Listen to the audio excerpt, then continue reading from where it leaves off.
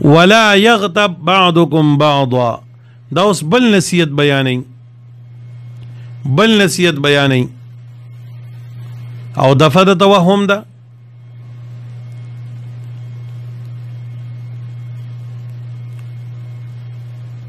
چې ټیک ده بدګماني خو حرام ده، جاسوس خو ناجایز ده، لیکن که چا بغیر د جاسوس او د بدګمانۍ نه په چا کې غیب ولید نو بل چا دی ویل شي نه.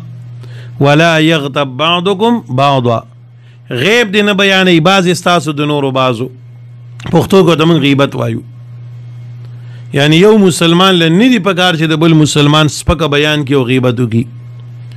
نبی علیہ السلام د صحابو نه تاسو کو حدیث کې راځي اتدرون مل غیبه، تاسو په در غیبت څه دوی؟ ها ابو ریسم نے روایت دی صحابو نے نبی علیہ السلام تاسو کو تاسو په در غیبت څه دوی؟ ان صحابه عرض وکړو الله ورسوله عالم، الله او دغه پیغمبر پوېږي، موږ ته پته نشته چې دا غیبت څه ته وایي. نو نبی علیہ الصلوۃ والسلام ته فرمایل ذکرک اخاک بما یکرو، ذکر کول ستا ضرور ستا په هغه صفت باندې چې غیبت غني.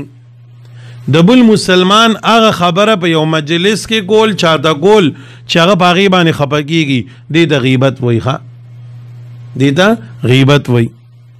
الله دې منګه تاسو ټول د دې ګناه نه وساتي، ډېر ناکاره ګناه دی. ګوره من خلک څه وایي، زه ګوره هسې خبره نه کوم دغه کې شته، نو چې پکې شته نو دا غیبت دی. یاد لرئ که یو سړي ته تا مخامخ یو خبره وکړه او هغه کې یو ګناه موجود و، دې ته پیغور وایي پښتو کې، پیغور ورته وایي.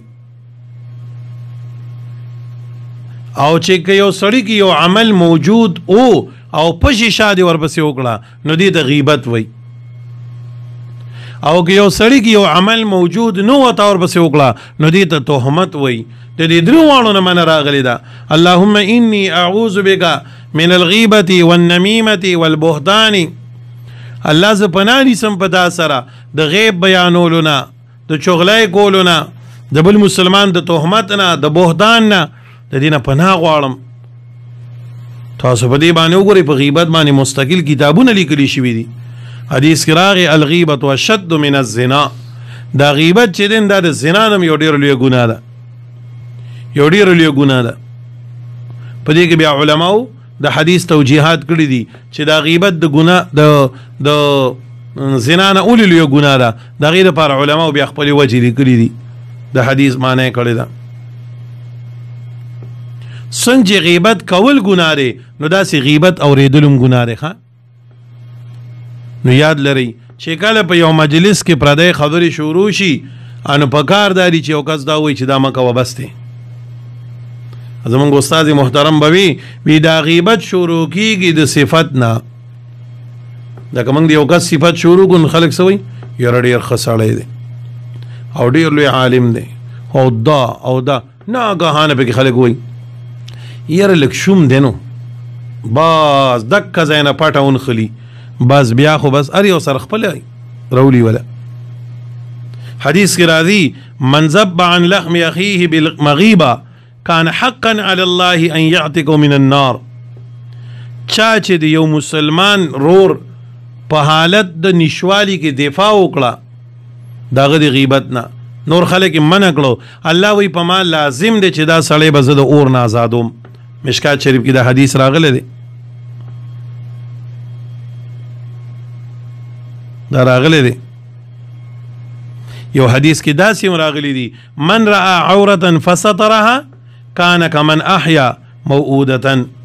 چا چې په یو مسلمان کې غیب ولید او د پې پټ کو پردې پې واچوله نو داسې دی لکه چا چې ژوندی لور خښه کړه مړولی د راوباسله ژوندی کړه. څومره لوی اجر دی. غیبت ډېر ناکاره شی دی او نن دوره خوږ وګرځېده که نه دا غیبت دوره خوږ دی چې په عوامو د علماو د تبلیغیانو د ټولو طبقو په میس کې دا غیبت عام شوی دی او د سره یې څوک ګناه نه ګڼي. نقصان یې دکه ځای دی چې یو خوا ګناه دی خو لیکن بل خوا ګناه ګڼلی نشي او باقاعده سینې ته پې سکون میلاویږي. څوک د چا غیبت وکړي نو خوشحاله هم شي ډیر نقصانی سیز دی. الله دې ما او تاسو ټول غیبت نه بچ کړي.